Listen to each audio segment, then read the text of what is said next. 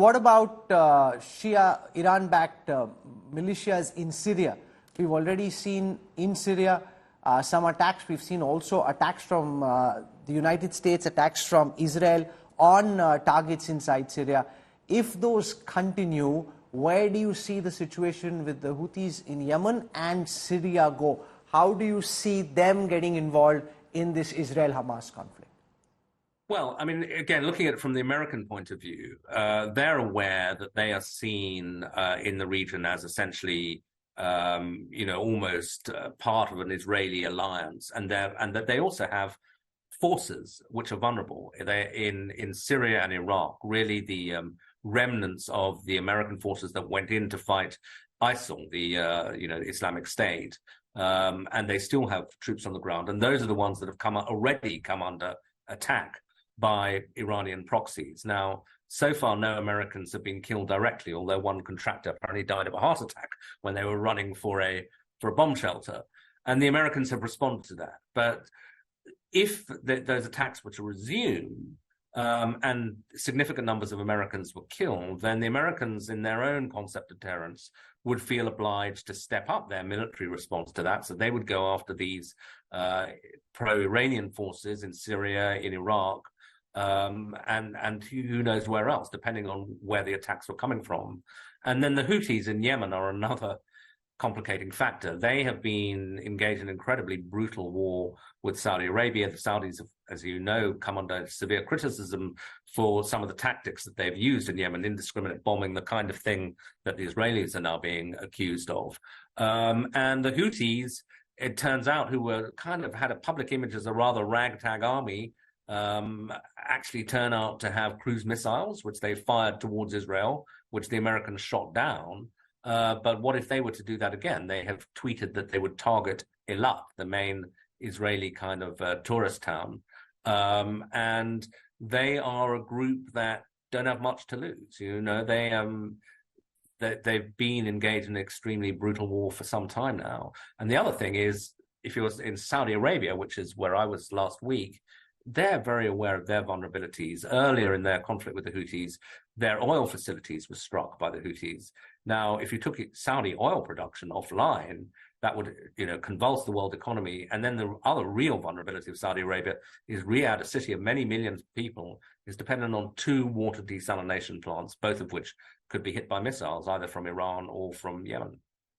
All of what you're saying is very, very scary, and yet so within the realm of what might actually end up happening if we aren't careful of how this battle shapes up from here. There's also then the issue about Arab support for the Palestinian cause. Now, Mohammed bin Salman, the Crown Prince of Saudi Arabia, the rulers of the UAE, Qatar, Jordan may have a different view on the Arab street, and we've seen that from Tahrir Square uprising and in several other countries.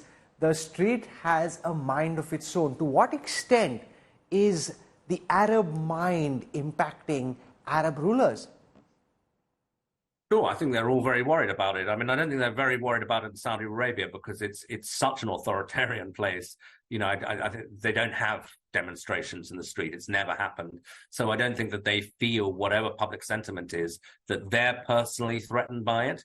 And that may account for why Saudis still say, kind of behind their hands, sometimes semi-publicly, that they would still at some point like to normalize relations with Israel.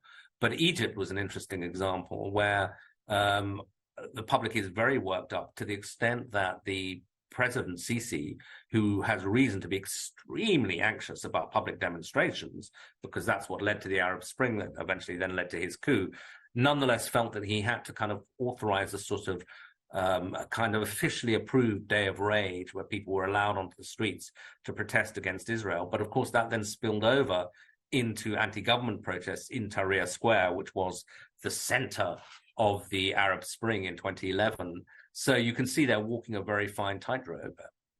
Let's talk about some of the other world powers, especially those on the other side of this axis. Russia already involved in a brutal war with Ukraine. You've got China, which at one level is attempting a rapprochement with President Xi, likely to meet President Biden in a few days from now in San Francisco. So they're attempting a rapprochement there. how do you see Beijing and Moscow view or potentially get involved in what's happening in the Middle East? Look, I don't think they'll get involved directly militarily unless things really spiral in ways that even I couldn't quite foresee. So in that sense, I don't think we're talking about World War III. I think we're talking about a very dangerous potential regional war. I think for the moment, they largely see it as probably advantageous but risky for them what's happening. Advantageous for Russia in the sense that it takes the world's focus off Ukraine, the West's focus off Ukraine. Even some of the weapons that the Ukrainians had been hoping to get may now be used by the Israelis. It's that direct. But also it really complicates the West's narrative as they say, you know, Russia's bombed flat Mariupol. Well, people say, well, you can object to that. Why are you not objecting to what Israel is doing in Gaza? So to that extent, it's helpful to them. There are some complications. I mean, they're close to Iran, and indeed they get weapons from Iran.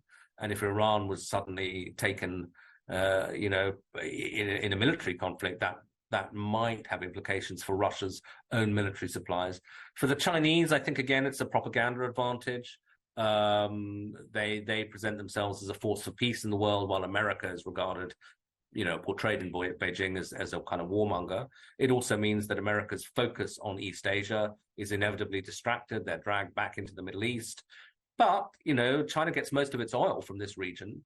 So if oil supplies were disrupted at a time when the Chinese economy is very weak, that could be a problem. Finally, how could this impact the U.S. Presidential elections next year? President Biden at this moment, very close to the powerful Jewish lobby, and that potentially could work in his favor.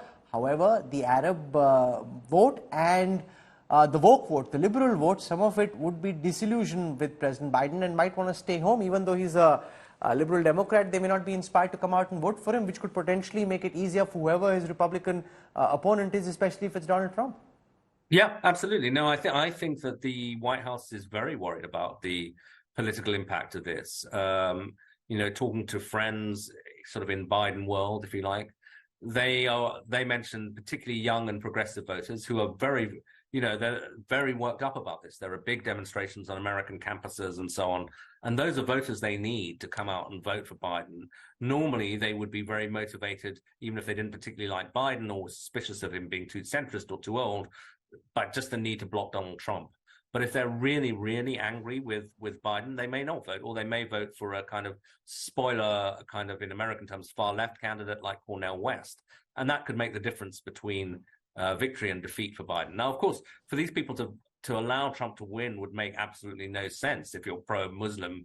Trump is threatening to revive the Muslim ban, which I think is illegal, but at least in theory, to ban all Muslims from entering the United States. So he's far more kind of xenophobic than Biden ever would be. But nonetheless, the anger of young and progressive voters in the US towards Biden is a real problem for him. And indeed, the Arab vote in a key state like Michigan is something to watch out for.